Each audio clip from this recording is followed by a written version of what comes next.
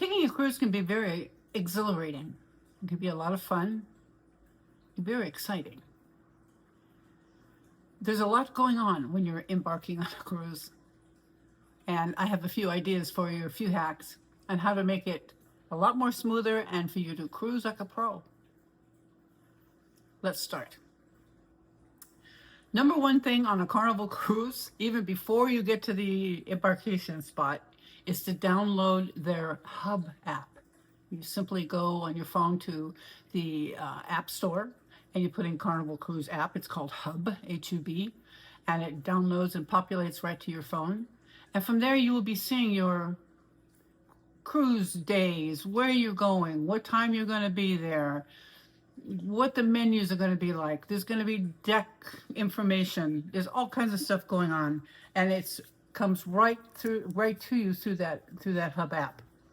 On your door, you're also going to get something that looks like this when you finally get to your cabin. And it has all the business of who's gone where, and this is what time this is open, and the show, and what's happening. So the exact same thing is on that phone, and you don't have to carry those and lose them and get them wet like I've done many times. Yeah, very happy, very good to have. A part of that HUB app is something called chat, and once you get on the ship, when you're actually entering the ship, then you can download this chat app part to the HUB, and it allows everybody to be able to text each other, everybody in your party. So it's $5 per person for the entire cruise, and you just sign up and everybody uploads their phone number or however you do that, and everybody can text each other, because you need to know where everybody is, especially if you've got a group with kids and grandma's over here and dad's run off, and you need to be able to communicate. There was a woman on my last cruise. She was from Michigan, I think it was. And this poor lady, she was sitting there for well over half an hour. And I got to talking with her, and I said, you know, what's happening here? And she said, I'm waiting for some of my family, anybody that's in my group, to come by, because I don't know where anybody is or what's going on. So I said, did you download the HUB, the chat HUB on your phone? And she said, oh no, I don't have the internet. And I said, it's got nothing to do with the internet. It's simply Wi-Fi on board the ship. You don't need any internet to do this, and it's fairly cheap. She looked at me like I'd just given her the lottery numbers for the next week. Yes! And she signed up and got all the kids on it, and they all came over and were signing up. So it's very important, and because you can't get on that down the intercom and say, Billy and Joe, we will meet you over at the taco shack at 5 o'clock. There's none of that. You can't communicate with anybody. And if you've already pulled away from shore and everybody's picking up their phones, you're being charged by your carrier and by the ship. So if you can keep it to that app, it's a lot cheaper and a lot better communication. And just forget about the rest. Your phone might work, like mine works when I'm on land, so in Mexico or Catalina, which is closer than that. But I have to be, and you turn off airplane mode, and you can talk when you're on land.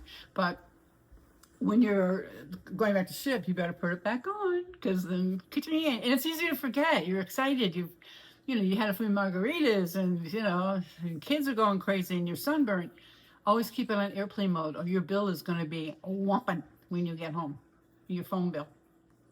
Just to see. Another thing that I learned the hard way was to check my luggage after I had done it a few times, and I said, man, I'm never going to do this again. Take your bags and put the little bag tags on them, the little bag tags. They will send that to you by way of the HUB app, because you would have already downloaded it a couple weeks before your cruise. They're already going to be on there. Print it off, wrap it around however many pieces of luggage you have, and when you swing around in there and you're dropping off luggage, I go to Los Angeles, my cruises come out of Long Beach. You drop it off with the lady or the man who's taking your luggage, give them a few dollars to take care of that for you, and forget about it. Now, the next time you're going to see that could be 3, 4, 5 hours if there's a problem. If on a huge ship, it can take a long time. That's thousands of pieces of luggage. You're not going to see that for a while. So before you leave home, pack a separate bag. A little backpack, a huge purse, something that you feel that you want to, you don't have to worry about towels or anything because I'll have that by the pool. That it's going to hold your medication, your documents, because remember, you haven't checked into the ship yet. All that stuff you're going to have to show them, your passport and all your documents to prove that you did pay for this. And your passport, just as important as anything, more important, real important. And a change of clothes, whether when you get on board, you're going to want to swim or lay out in the sun or whatever. If you've traveled a distance, maybe you just want to get those clothes off and, wear a pair of shorts because it's usually nice here. Put those in a separate bag. When you after you leave the luggage and you won't see it for hours, take that with you and hold on to that, because I know I don't want to lose all the medication I'm taking with me on a trip or on a cruise, and there's no time to replenish. That ship is leaving, and if you have to stop and I have to get my meds redone because somebody lost my bag, it's too late. So just word to the wise, carry on the stuff just as you would if you were in Europe or anywhere else. Just take those things with you. All your clothes and the shoes and all that stuff can be lost. Who cares? But that stuff you don't want to lose. So a couple of just words of advice I wanted to say was, one really important thing that I just recently learned is when they push together in your cabin, they push together two twins and make a double or a king bed out of it, queen, whatever size it is. There's a gap between those two beds, and if you ask ahead of time, you can request it on the Hub app on your reservation, or you can call Carnival, and they will put a mattress topper over both of them. Because when you're on there without a mattress topper and you're rolling over, you go right into that little dent, right? And the whole night you're like trying to work your way back so you're not rolling into the little divot that's there. Not a divot, it's a line there that keeps the two beds together, and most of the time you're fighting trying to stay off of that. So you can request that well in advance, and the sooner the better, because there's no guarantee, and first come first serve and all that. You can also request a fan because it gets a little warm, especially on an inside room when there's no windows. It gets a little warm. Last but not least, probably something that I learned a long time ago, is a lot of places in Mexico you can travel with just a birth certificate.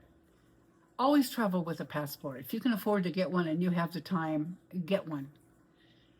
If something happens to you in Mexico and you fall ill, you get arrested, you break your foot and you can't carry on, or whatever might happen to you, or you have to stay behind because somebody in your group something happened to, you can't get back in the United States if you're only carrying a birth certificate.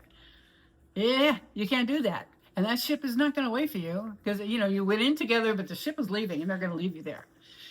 Get a passport, because how else are you going to get home? You're going to have to go to an embassy or a consulate and somewhere, wherever you are, and wait till they open, because you're probably there on the weekend, and try to get another passport so you can get, or a passport because you never had one in the first place. You need one to get back in the United States. And then you're going to have to find your way home. So we'll talk about insurance later on. That'll be in my next video. But carry that identification, because you need to be able to roam the world with a passport and be able to, as important, to get back into your own country. So anyway, that's it. That's all I have to say. Thank you for joining me, and see you next time.